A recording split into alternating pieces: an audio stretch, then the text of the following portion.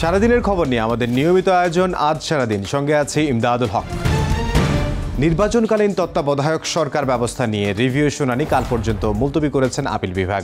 শুনানিতে বিএনপি, জামায়াত সহ পক্ষভুক্তদের আইনজীবীরা বলেন 7 বিচারপতির মধ্যে তত্ত্বাবধায়ক সরকার বাতিলের পক্ষে রায় দেন 4 জন।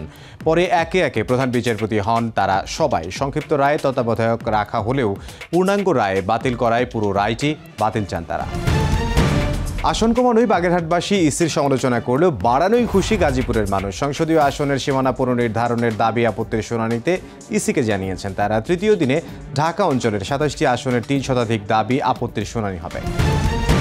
ঢাকা বিশ্ববিদ্যালয় ক্যাম্পাস জুড়ে ডাকসু নির্বাচনের আমেজ। আজ থেকে শুরু হলো ছাত্র সংসদ নির্বাচনের প্রচারণা। সকালে আচরণবিধি নিয়ে প্রার্থীদের সতর্ক করেন চিফ রিটার্নিং অফিসার। এদিন কমিশনের বিরুদ্ধে পক্ষপাতিত্বের অভিযোগ তোলেন ডাকসু ফর চেঞ্জ প্যানেলের প্রার্থীরা। আর ভোট কেন্দ্র বাড়ানোর দাবি জানায় ছাত্রদলের প্রার্থীরা। শেষ দিনে মনোনয়নপত্র গ্রহণ ও জমা দিচ্ছেন রাজশাহী বিশ্ববিদ্যালয়ের কেন্দ্রীয় ছাত্র সংসদ ও হল সংসদ নির্বাচনের সম্ভাব্য প্রার্থীরা। জাহাঙ্গীরনগর বিশ্ববিদ্যালয়ে খসড়া তালিকা থেকে বাদ পড়া প্রার্থীরা আবেদন জমা দিচ্ছেন। বৃহস্পতিবার ঘোষণা করা হবে চূড়ান্ত তালিকা। দেশের কারাগারের নাম পরিবর্তন করে কারেকশন সার্ভিস বাংলাদেশ বা সংশোধনাগার করার উদ্যোগ নিয়েছে অধিদপ্তর। মুক্তির পর স্বাভাবিক জীবনে ফেরাতে বন্দীদের উৎপাদনমুখী কাজে যুক্ত করা হবে বলে জানিয়েছেন কারা মহাপরিদর্শক।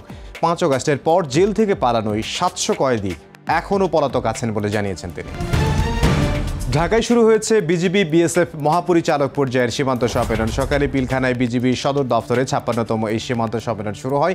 সীমান্ত হত্যা, পুশিং ও অবৈধ অনুপ্রবেশ রোধ, মাদক ও অস্ত্র চোরাচালান রোধে আন্তঃসীমান্ত অপরাধ দমনের বিষয় প্রাধান্য পাবে বৈঠকে।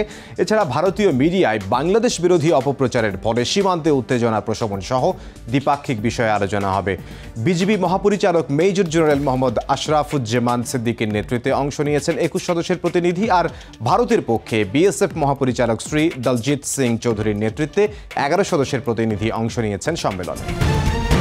শেখ হাসিনা, তার ছেলে জয় ও মেয়ে পুতুলের বিরুদ্ধে প্লট দুর্নীতির 3টি মামলার দ্বিতীয় দিনের সাক্ষ্য গ্রহণ হয়েছে। সকালে ঢাকার 5ম বিশেষ জজ আদালতে সাক্ষ্য নেওয়া হয়। পরবর্তী শুনানি হবে 2রা সেপ্টেম্বর। এর আগে এই মামলায় সাক্ষ্য দেন মামলার বাদী ও দুদকের 3 কর্মকর্তা। এ সময় তারা আদালতকে জানান রাজুকের আবাসন নীতিমালার সব আইন ভঙ্গ করে পূর্বাচলে 30 কাঠা প্লট নেন শেখ হাসিনা, সজীব ওয়াজেদ জয় ও সাইমা ওয়াজেদ পুতুল। হযরত শাহজালাল আন্তর্জাতিক বিমানবন্দরে দেশের ইতিহাসে সবচেয়ে বড় 8 কেজি 660 গ্রাম কোকেনের চালান জব্দ করেছে। আটক করা হয়েছে গায়ানার এক নাগরিককে। কাস্টমস, গোয়েন্দা ও তদন্ত অধিদপ্তর জানায় সকালে কাতার এয়ারওয়েজের একটি ফ্লাইটে গায়ানার এক যাত্রীর লাগেজ তল্লাশি করে কোকেনের এই চালানটি জব্দ করা হয়। এর বাজার মূল্য প্রায় 130 কোটি টাকা। বন্যায় জরুরি উদ্ধার কার্যক্রম পরিচালনায় বাংলাদেশ রেড ক্রিসেন্ট সোসাইটিকে অত্যাধুনিক সরঞ্জাম অনুদান দিয়েছে চীন। সকালে এক অনুষ্ঠানে চীনের রাষ্ট্রদূত ইয়া ওয়েন এসব সরঞ্জাম হস্তান্তর করেন। এই সহায়তা উদ্ধার ও ত্রাণ কার্যক্রমকে আরও গতিশীল করবে বলে আশা দুর্যোগ ব্যবস্থাপনা ও ত্রাণ উপদেষ্টা।